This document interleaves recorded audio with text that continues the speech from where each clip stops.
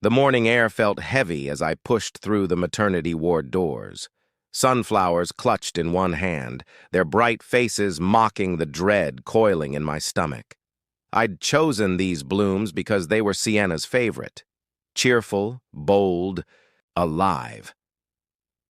In my mind, I pictured her smile when she saw them.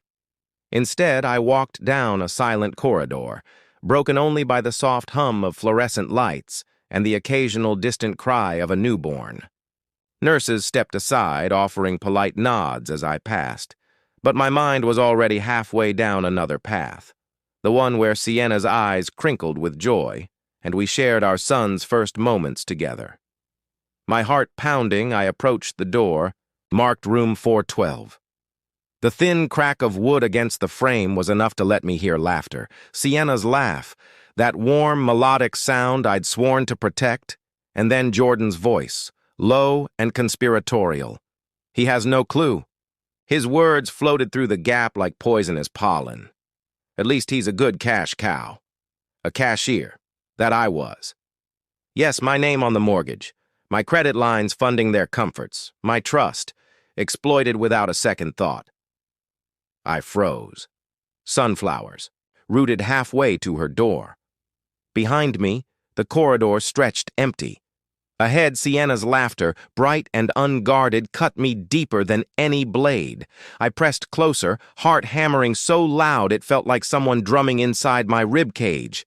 And then I heard her mother's voice, smooth and venomous. "You two deserve happiness. He's just a useless failure." Their laughter rippled through the narrow space where I had once imagined tenderness.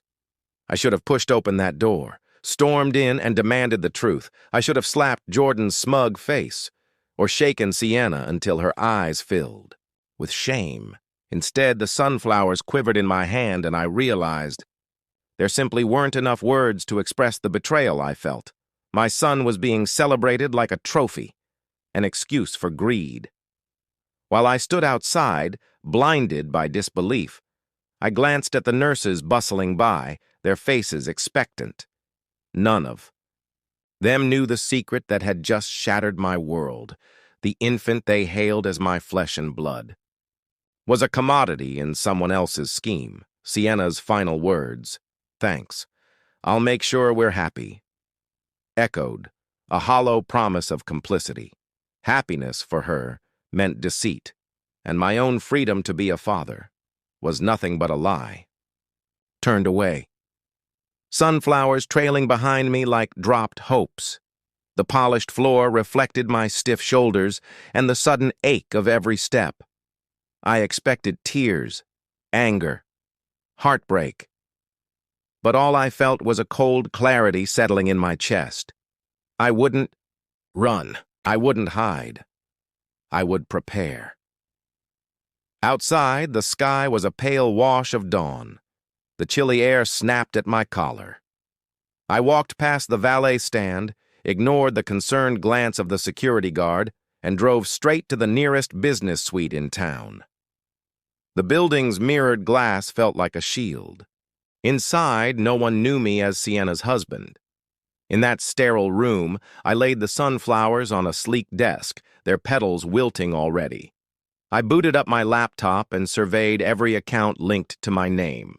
Joint checking, savings, investments, retirement funds, and beneath it all, the quiet hum of betrayal, $27,000. Vanished in the last 6 months. Jordan's startup, marketed as our shared dream, was bankrolled entirely by me. My name was on the house deed, the car titles, every prenatal bill for her private physician. I'd sponsored their extravagance while they plotted to erase me. I tapped my phone and called Layla Reeves, my lawyer, the woman who understood how to turn legal chaos into clarity. "I need full financial isolation, asset protection, and a controlled burn," I said, voice flat but resolute.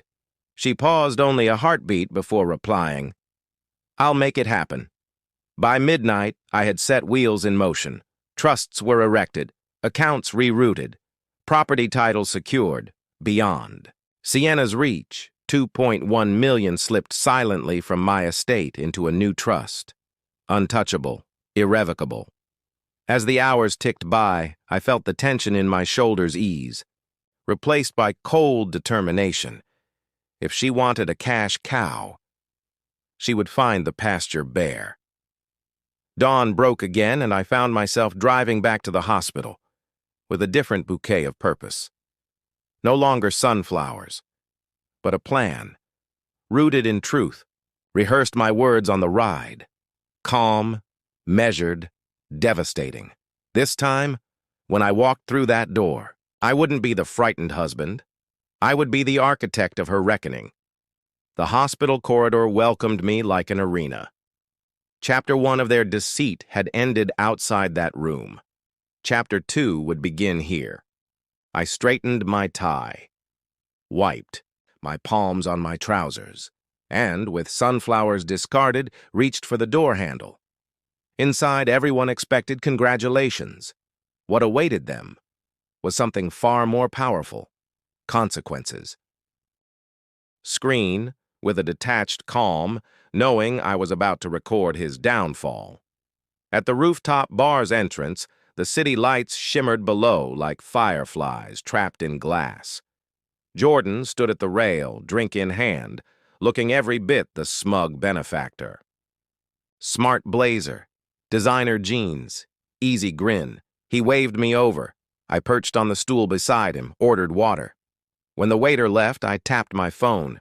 The recording app blinked red. Jordan laughed. "Congrats again, man. Seriously. Sienna's knocked up and she'll be calling you Dad for life." He winked. "You're rich enough. Might as well enjoy the perks."